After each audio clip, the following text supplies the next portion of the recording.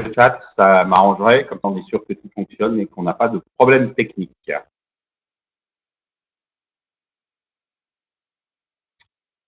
Eh bien, c'est parfait. Merci Christophe, merci Richard. Si tout le monde m'entend, tout va bien. Alors, un webinaire sur la culture d'entreprise et les objectifs de développement. Vous me direz, pourquoi cette idée? D'abord, cette idée, elle fait suite, bien évidemment, à la publication de mon livre en fin d'année dernière sur culture d'entreprise, des racines et des hommes aux éditions AFNOR. Et en fait, cette idée d'appuyer tout cela s'appuie bien évidemment sur mon expérience personnelle vis-à-vis des accompagnements d'entreprise que je fais.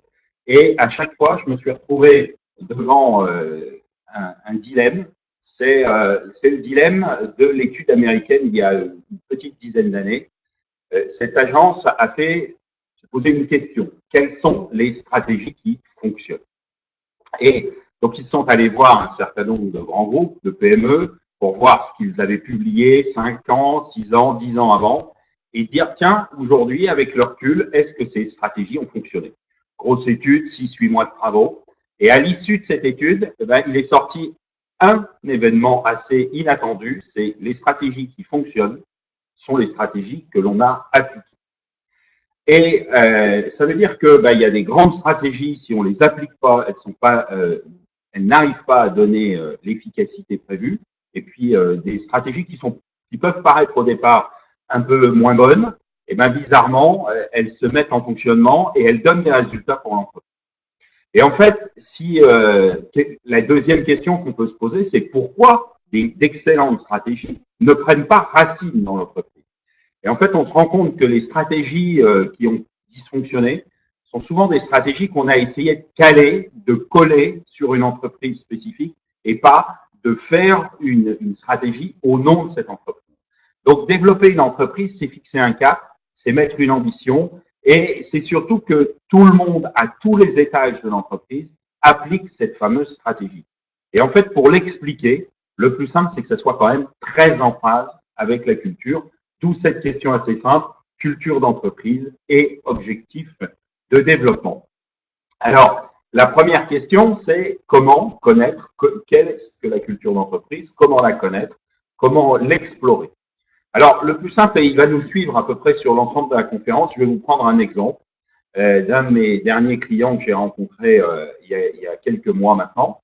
Et en fait, la première chose, c'est de faire raconter aux dirigeants l'histoire. Et vous vous rendez compte que si vous êtes le groupe Saint-Gobain, que vous avez été créé en 1665 par Louis XIV, il est clair que l'histoire n'est pas la même que deux copains de fac ou d'école d'ingénieurs qui créent une start-up. Cette histoire, elle donne du sens à l'entreprise et elle permet des choses et elle ne permet pas certaines choses. Je vous prends un exemple concret.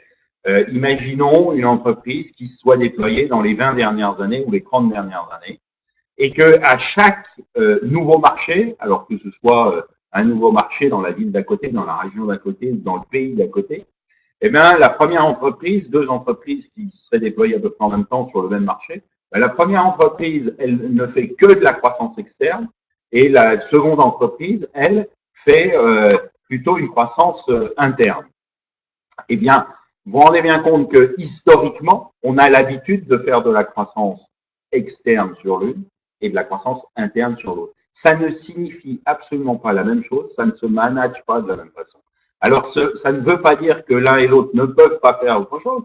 Ça veut simplement dire qu'elles ont l'habitude de déployer leur croissance par le biais d'un rachat ou par le biais de prendre la bonne personne qui fonctionnait bien dans l'agence et de la transporter quelques semaines, quelques kilomètres plus loin ou dans le pays d'à côté.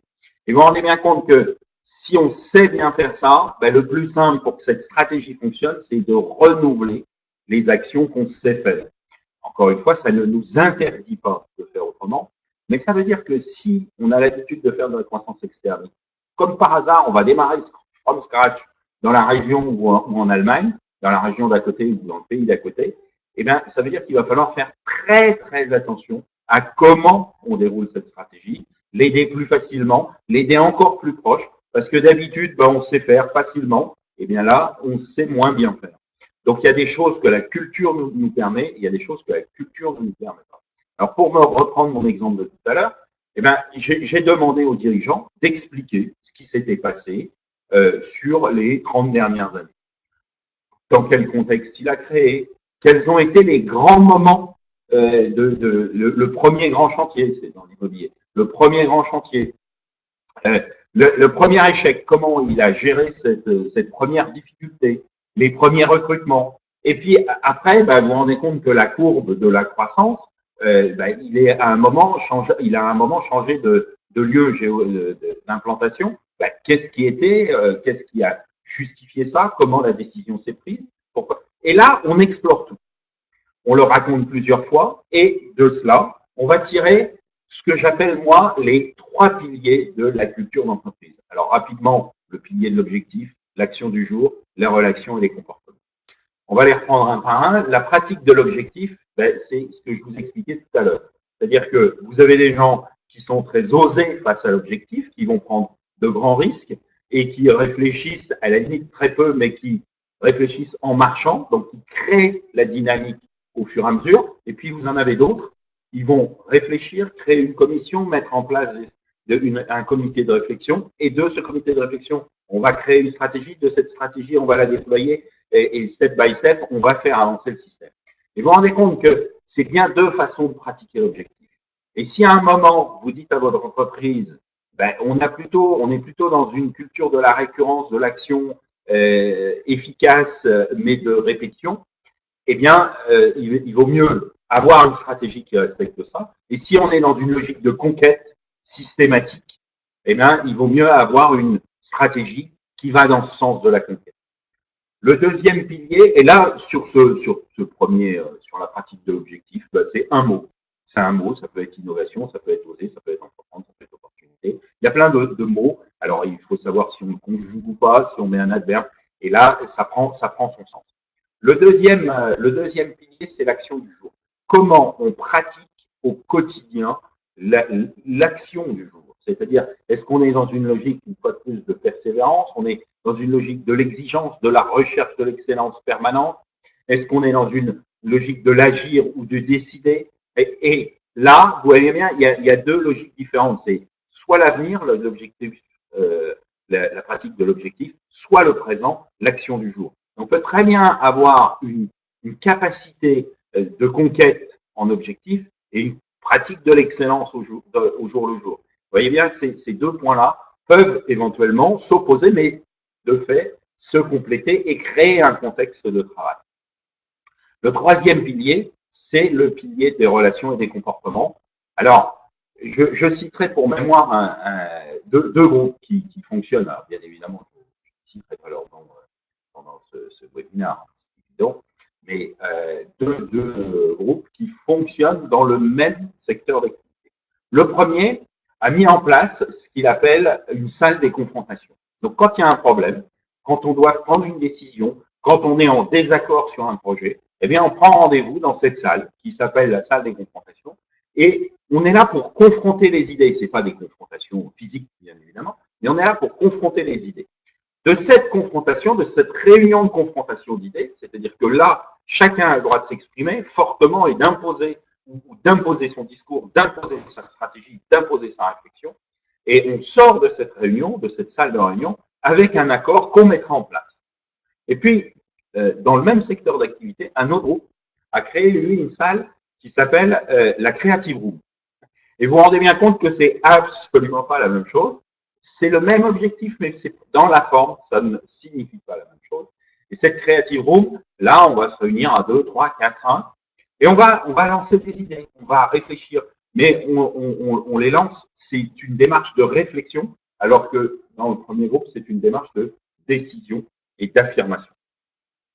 Dans la Creative Room, on va créer le projet.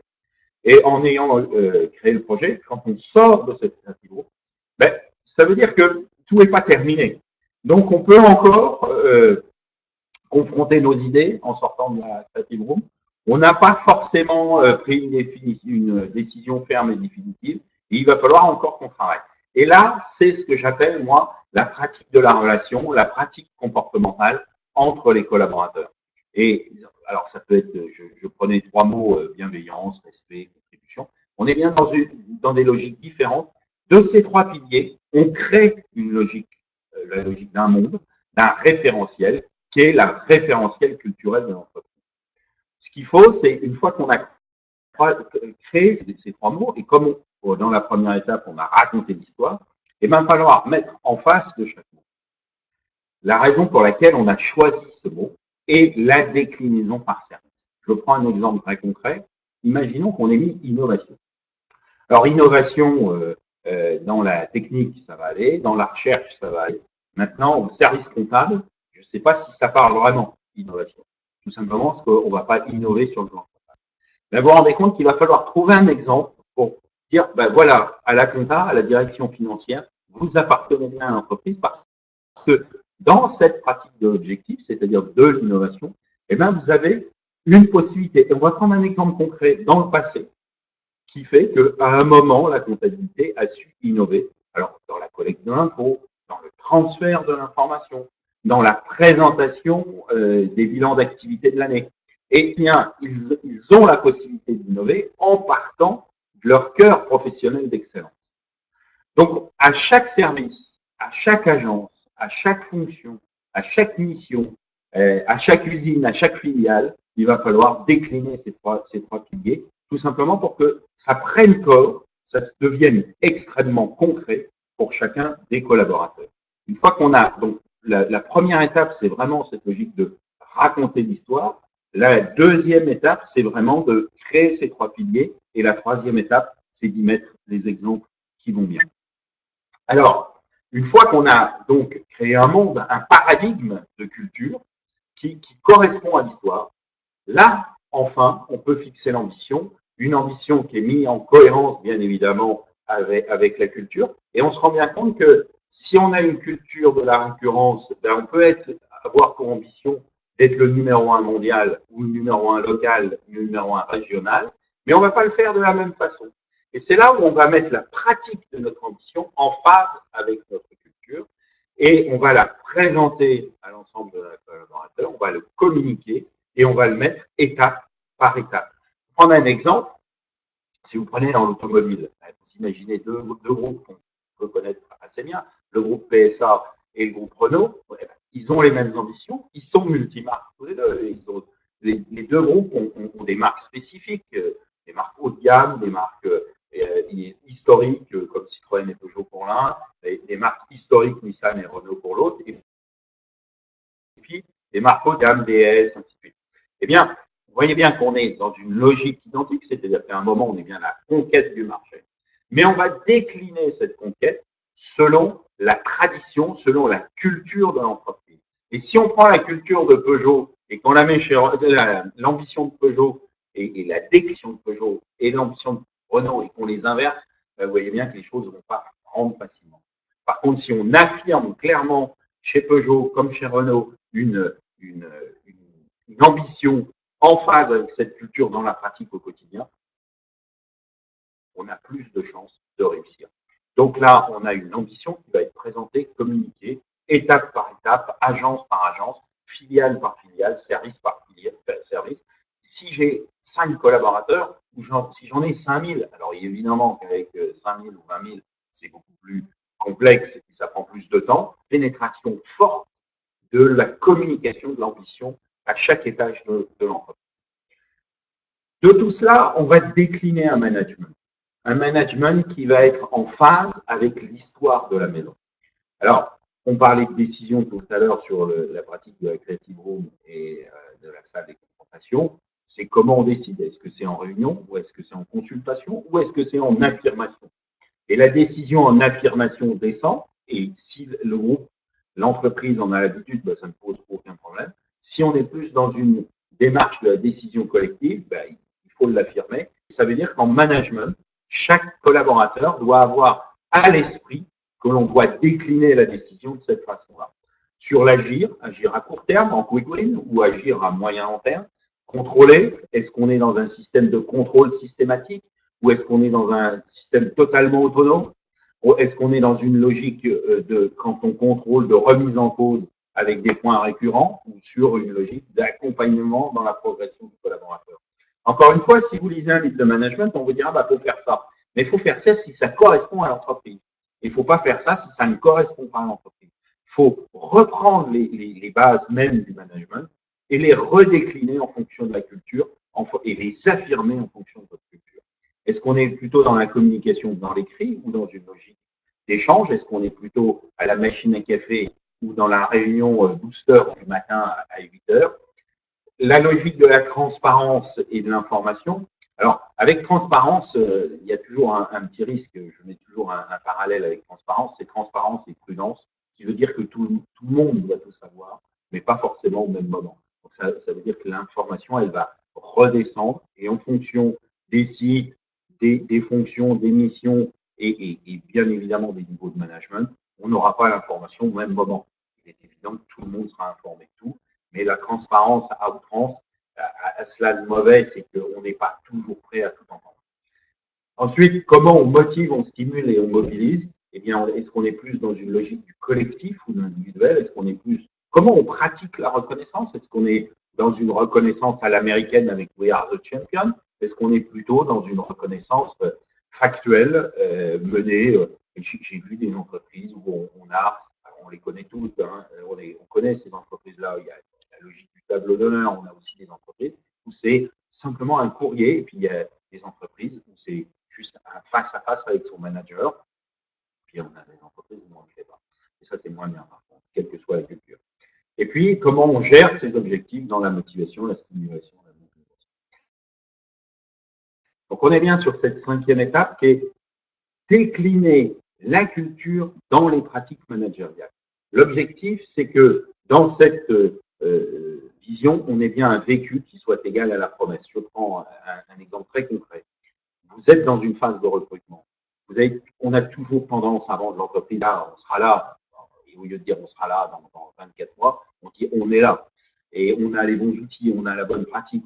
Et en fait, c'est là où on a un problème. C'est qu'on a une promesse qui n'est pas égale au vécu. Et la promesse, elle est égale au vécu quand on a réellement décliné tout le paradigme de l'histoire dans la pratique managériale.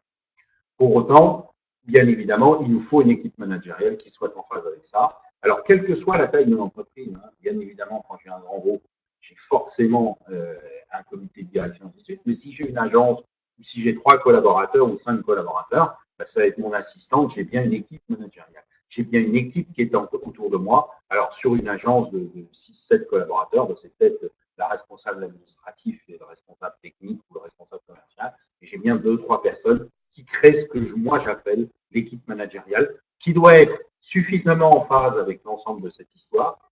Et en même temps en temps, c'est penser en dehors du cadre, parce que la culture, l'histoire n'est pas un dogme, c'est dans une logique d'évolution et pas de révolution. On ne change pas tout, ça ne nous interdit pas certaines choses, ça ne nous impose pas certaines choses, ça nous indique simplement qu'il y a des choses qu'on sait facilement faire et il y a des choses qu'on sait moins facilement faire.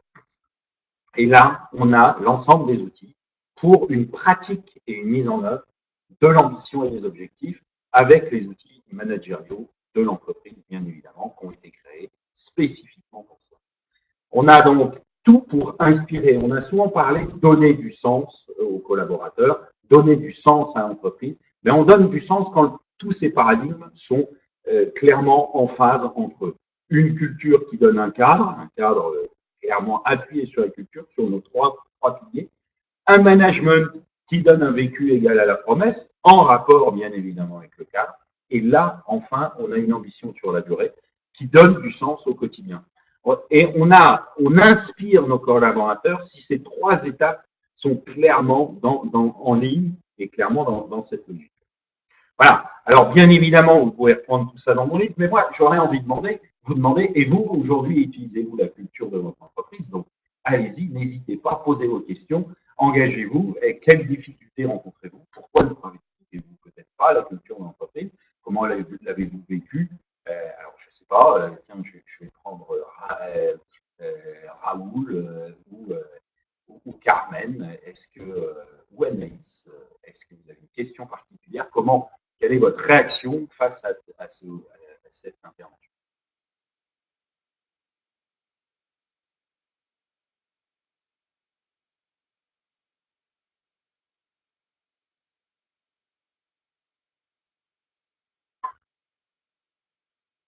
Je crois qu'on a quelqu'un qui est en train d'écrire. Carmen est en train d'écrire. J'attends la publication de son propos. Ah, voilà, elle a répondu. C'est pas bien. Carmen, il faut continuer.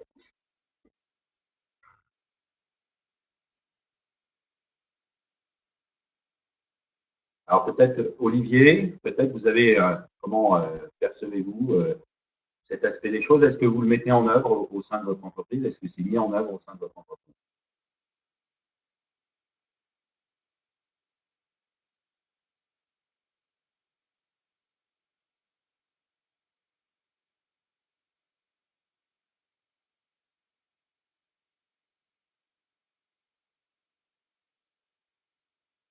Agathe, peut-être.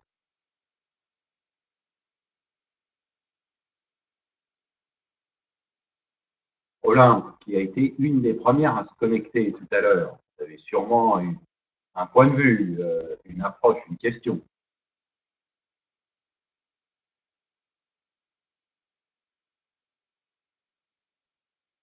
Ah, voilà. Je suis une nouvelle entrepreneur, donc c'est Carmen. Ma boîte est en création et je suis donc là pour apprendre et acquérir des outils pour plus tard. Écoutez, Carmen, c'est un bon exemple parce que, en fait, l'histoire de votre entreprise, elle a déjà débuté. La culture de votre entreprise, elle a déjà débuté. Parce qu'en fait, ben, l'histoire, au départ, c'est l'histoire du créateur. C'est votre histoire à vous. C'est la raison pour laquelle vous créez cette entreprise. Pourquoi dans ce domaine-là précisément? Comment vous avez pris cette décision? Et tout ça, ben, vous voyez qu'on reprend les aspects qu'on évoquait tout à l'heure, c'est-à-dire comment vous, Carmen, vous avez mis en place ce premier magma pour faire cette entreprise. Et en fait, l'histoire de l'entreprise, la vôtre, Carmen, elle démarre il y a quelques mois, fort probablement, peut-être même un an ou deux, et vous vous rendez compte que on entend souvent, par exemple, des gens qui disent j'ai toujours rêvé d'être entrepreneur, j'ai toujours voulu être entrepreneur. Et ça veut dire qu'il y a une notion d'entrepreneur qui est profondément ancrée dans la personne. Ben là, Carmen, votre histoire, c'est d'abord l'histoire de l'entreprise. Alors Delphine, quel type d'action très concrète avez-vous déjà mis en place pour faire connaître la culture d'entreprise aux employés, aux managers et les embarquer dans l'aventure?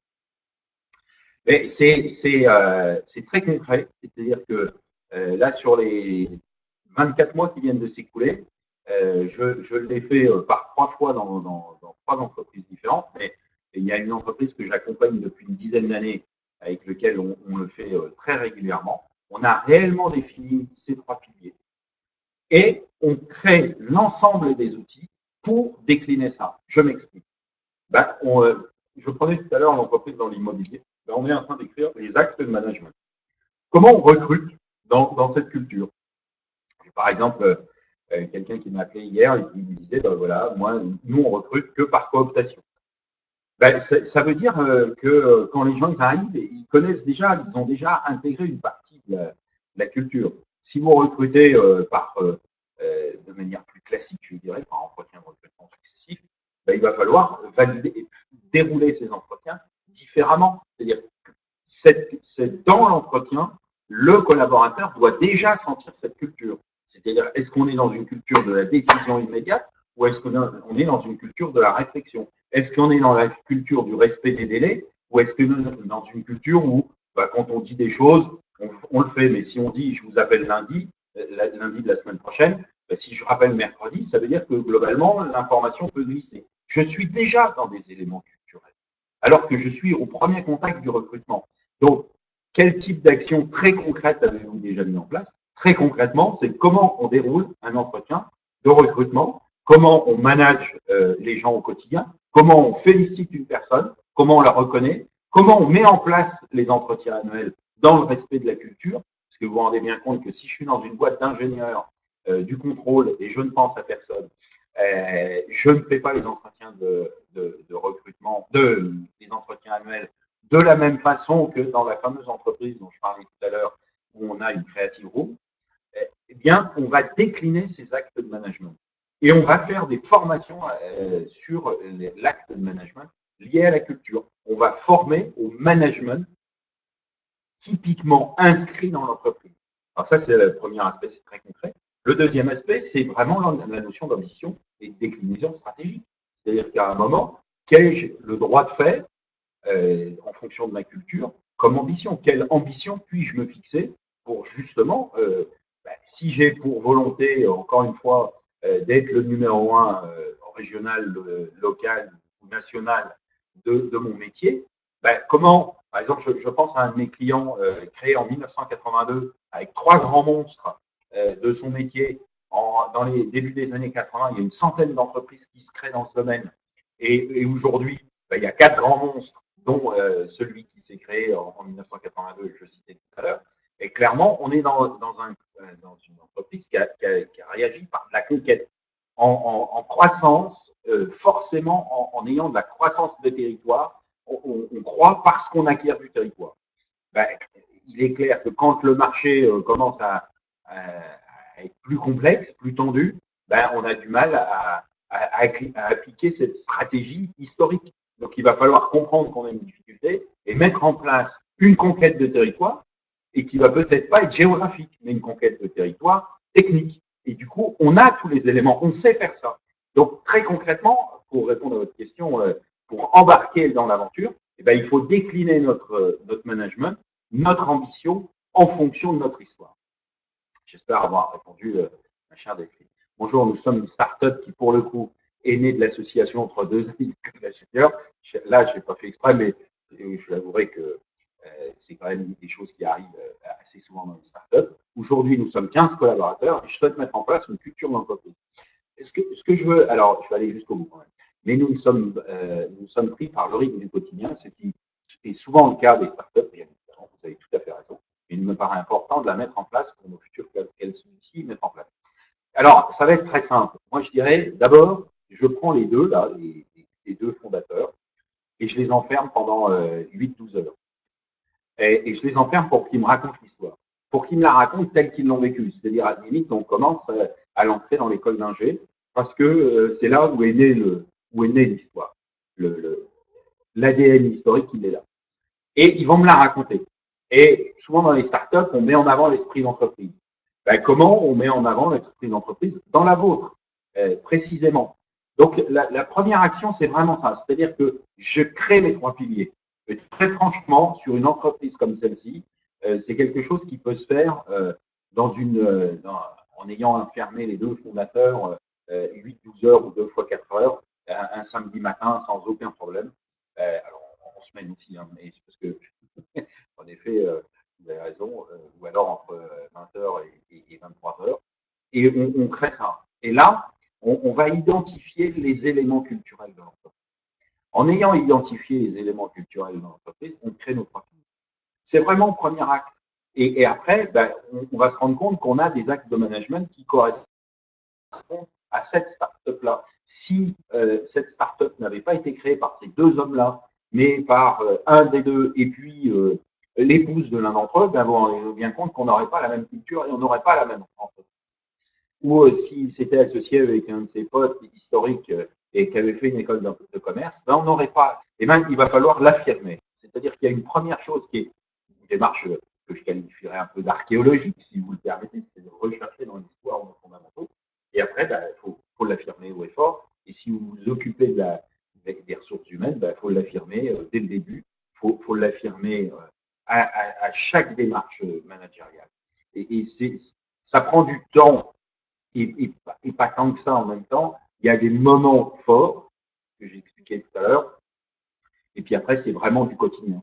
C'est-à-dire, tiens, on crée un projet ou on crée un nouveau service parce que aujourd'hui, on voit que la finance va se séparer des ressources humaines, des choses comme ça. On a deux patrons qui se mettent en place.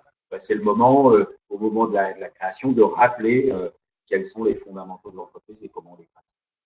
Mais bien évidemment, je suis totalement disponible pour en échanger avec vous. Mais prenons le temps, appelez-moi et prenons le temps, si vous êtes sur Paris sans aucun problème, prenons le temps d'en discuter. Et puis autrement, on se fait un Skype, hein, il n'y a aucun problème. J'espère avoir répondu à votre question. Alors Raoul, quel rôle peut jouer l'administrateur dans la diffusion de la culture d'entreprise. Alors, mon cher Raoul, il me semble que vous êtes dans un groupe mutualiste, parce que j'ai lu les questions au début. C'est vrai que ce groupe, je le connais un petit peu.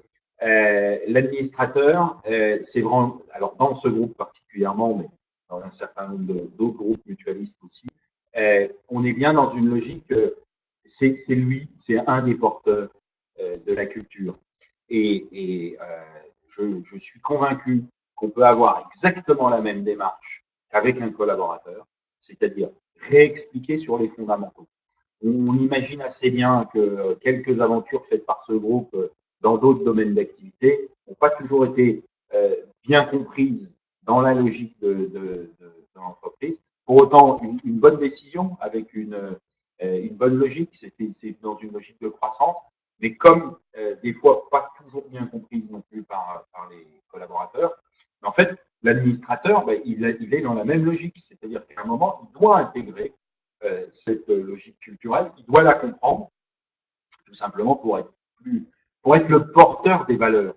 Et s'il est porteur des valeurs, il donne du sens à son engagement. On est bien dans cette logique-là. Alors, Raoul, mais je suis prêt à en échanger avec vous, Raoul, parce que il me semble me souvenir d'où vous êtes et ça serait un grand plaisir. Alors, bonjour, notre start-up a embauché son premier collaborateur depuis 2017. Début 2018, nous étions 15. Nous sommes 40 actuellement. Ah oui, ça, comment conserve-t-on nos valeurs malgré l'hypercroissance, éviter la dissolution ou le décrochage? Alors, je citais tout à l'heure un groupe pour lequel je travaille depuis une dizaine d'années. On est passé en une dizaine d'années d'une trentaine de collaborateurs à 40 au siège il y a une dizaine d'années. Aujourd'hui 1500 dans le monde. Ça a été une croissance phénoménale. Et comment on ne perd pas son âme dans cette idée? Encore une fois, c'est, je pense, en affirmant systématiquement nos valeurs, mais nos valeurs, on ne les affirme pas en les mettant sur le site internet ou en les affichant au mur. Nos valeurs, on les affirme en les pratiquant au quotidien. Et on les pratique au quotidien dans l'acte managérial. Comment je fais un entretien d'embauche? Comment je fais un feedback? Comment sur un bon comportement, donc un entretien de félicitations, ou un feedback sur un mauvais comportement? Comment je pratique l'entretien annuel? Comment et tout ça, eh ben, il va falloir le décliner. Et on ne peut le décliner fortement que si on rappelle les messages régulièrement. Si je prends premier collaborateur début 2017, 15 en début 2018, 40 aujourd'hui, ça veut dire qu'on a des collaborateurs, il faut que la mayonnaise, elle prenne vite et il faut qu'elle tienne longtemps. Et on a des collaborateurs qui potentiellement vont importer leur culture. Alors ça peut être intéressant, mais en fait souvent la greffe elle prend pas. Ça nous arrive par exemple d'aller chercher des collaborateurs dans la maison d'en face où on a recruté quelqu'un qui est venu avec 5-6 collaborateurs de son ancienne équipe. Et bien là, on a des gros efforts à faire sur la pratique quotidienne du management. Et ça commence tout en haut, c'est-à-dire comment on mène notre comité de direction. Est-ce que notre comité de direction, il est respectueux de nos valeurs? Est-ce qu'on pratique de la même façon? Est-ce que chaque service est géré de la même façon? Est-ce que chaque service... J'ai un groupe là que j'accompagne qui est bicéphale. Donc on a 2 dirigeants. Eh ben, on est en train de mettre en place, chaque service est dirigé de manière bicéphale. Parce que nous considérons que, alors c'est pas simple, hein, c'est simple, hein, mais on considère que l'histoire, c'est la pensée de 2 personnes. Eh ben, chaque groupe, alors on a toujours quelqu'un qui est un peu au-dessus de l'autre, mais en fait, tous les services sont dirigés de manière bicéphale. Et on décline la pratique managériale en permanence. Donc on accompagne chaque responsable, au pluriel du coup, chaque binôme responsable, on les accompagne pour mieux fonctionner entre eux, pour prendre les décisions ensemble et pour les décliner dans chacun de leurs services. J'espère avoir répondu, mais Anaïs, je suis complètement disponible pour en échanger. Alors Raoul, merci et peut-être à bientôt. Tout dépend de vous, mon cher Raoul. Je vous promets que si vous m'appelez, je viendrai avec plaisir pour en échanger. Je ne crois pas je ne crois pas qu'une culture se mette en place via des outils rapides. Je pense, alors, si j'ai dit ça, je me suis trompé. Je me suis mal fait comprendre là. Et bien évidemment, c'est pas rapide. Mais en fait, c'est pas la culture qu'on met en place de manière rapide.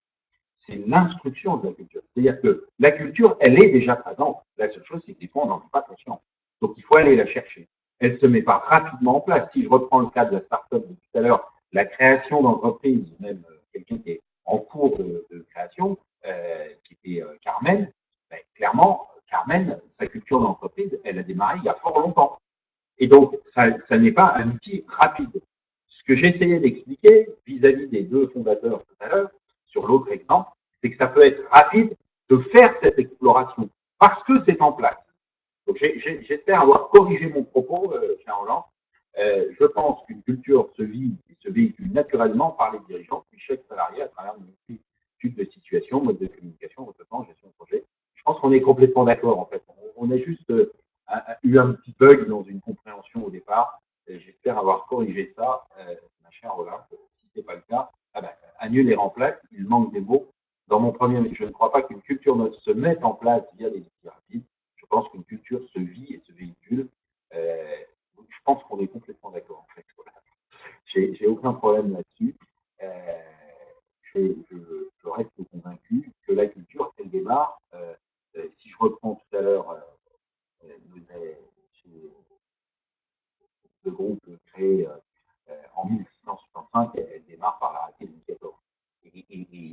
Et pour Carmen, sa culture, elle a démarré il y a quelques mois, voire 2-3 ans. Donc, il est évident qu'on ne met pas rapidement en place une culture. D'ailleurs, on ne met pas en place une culture. La culture se vit et elle se génère comme un individu. C'est-à-dire c'est comme un enfant qui naît. Il naît avec un certain nombre d'éléments. Alors, entre guillemets, il acquis, on va éviter ce cours. Et puis, petit à petit, on rajoute des couches au fur et à mesure de notre propre éducation. On est dans cette même logique. C'est-à-dire qu'on est dans une logique d'évolution et pas de révolution, dans une logique qui s'installe durablement sur nos fondamentaux. Serait-il possible de vous rencontrer pour un échange plus approfondi sur la question?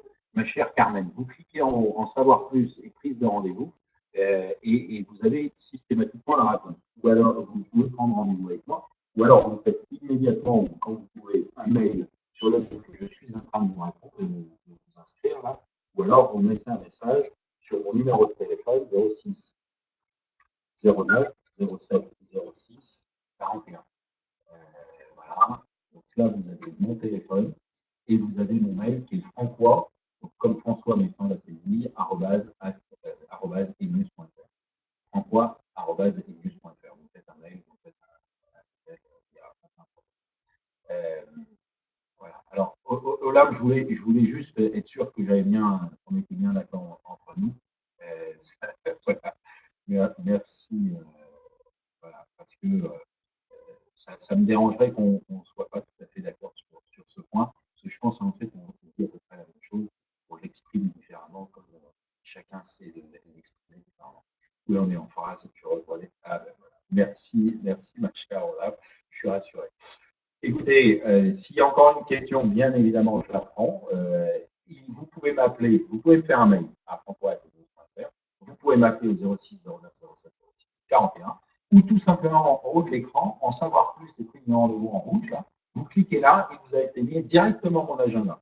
Donc, vous pouvez même prendre rendez-vous tout seul ou toute seule, sans aucun problème. Écoutez, simplement pour vous dire que, d'abord, vous pouvez retrouver mon livre, hein, je le rappelle, vous pouvez me faire un peu de com sur votre propre livre. Et puis, il y a aussi une chose dans mon actualité dans les semaines à venir qui va se présenter. Vous le voyez en bas de l'écran, c'est les 24 heures de l'international. C'est un salon qui se déroule le 14 et 15 novembre 2018 au musée de l'immigration où j'aborde toute la notion culture d'entreprise et interculturelle en dimension internationale. Donc plusieurs conférences et j'y ai un stand.